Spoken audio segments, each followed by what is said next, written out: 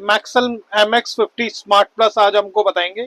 सबसे पहले आप इसको ओपन करते हैं, देखते हैं एसेसरीज क्या आती है। ये वायर आती है, ये इसका एक्स्ट्रा डिस्प्ले आता है, और ये इसके लिए कवर आता है जो इस पे कवर लगा लेना चाहिए। और ये साथ में आप इसको मैनुअल भी मिलेगा और जो वारंटी कार्ड रहता है, और ये ब्रश रहता है जिससे आपको क्लीनिंग करनी चाहिए। अब हम इसको ओपन करते हैं।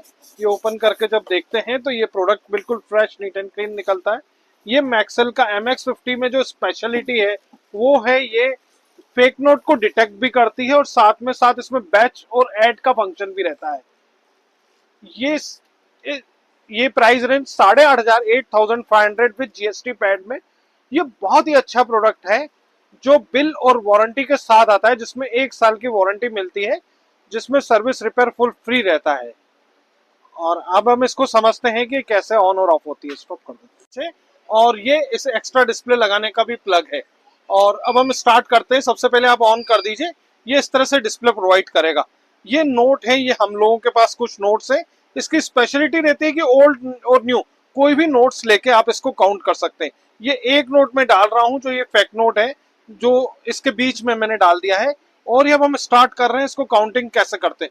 काउंटिंग के लिए सबसे पहली चीज होनी चाहिए, ये लेवल में रहे, या लेवल में रहे या आगे का आगे पीछे का पीछे। कभी भी पीछे का नोट जो हो, बैक का नोट फ्रंट में नहीं होना चाहिए, नहीं तो प्रॉब्लम क्रिएट करता है और नोट इसके कारण कई बार अटकते हैं। ये आप इस नोट को जो है ये इस तरह से रख लीजिए, इस तरह से नोट रख लीजिए और पीछे बैक साइड का थोड़ा सपोर्ट दे दीजिए।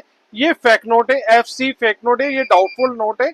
इसे आप हटा दीजिए और इसको जैसे ही आप ऊपर की साइड करेंगे ये काउंट कर देगा। ये 22 नोट्स हैं। इसमें और एक स्पेशलिटी जो है वो UV जो अल्ट्रा वायलेट रहता है और स्कैन रहता है। ये प्रोडक्ट जो है ये आपको चेक करते हैं कि ये फेक नोट है या नहीं है। और ये दूसरा सिस्टम रहता है ये बैच का। ये बैच का मैं सिस्टम फिर से बता रहा हूँ। ये नोट अब मैंने निकाल दिया, फेक नोट को अलग से कर दिया है, इसके नीचे रख रहा हूँ। ये 22 नोट जो है वो एक्स्ट्रा डिस्प्ले में भी क्लियर मेंशन हो जाएंगे।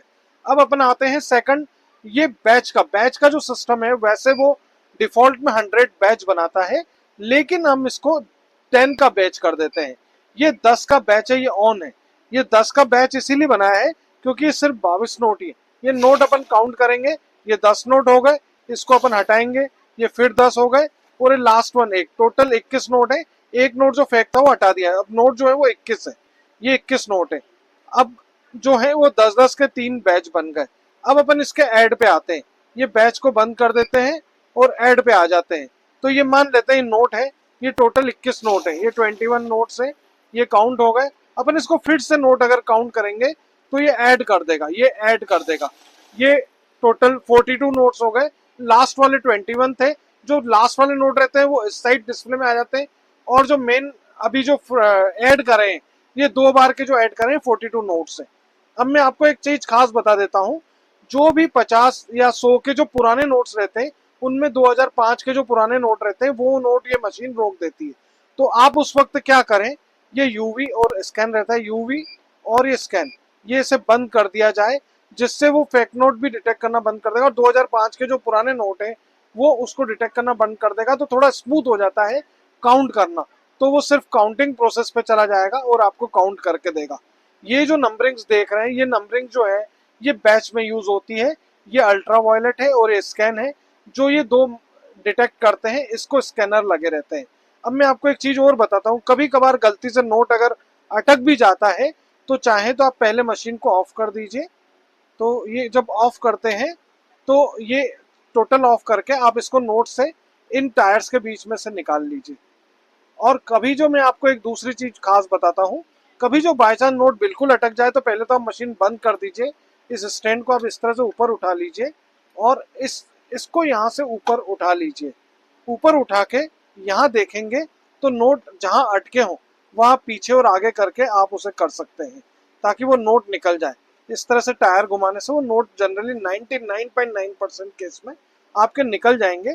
और आप इस स्टैंड को ये ध्यान रखिए, जो ये कैरी करने का रहता है, ये इसको ऊपर उठा लीजिए और इसको पैक करने के लिए फिर थोड़ा सा प्रेस कर दीजिए, ये पूरी पैक हो जाएगी। और फिर एज इट इज पहले की तरह से आप इसको काउंट करिए और यूज करिए।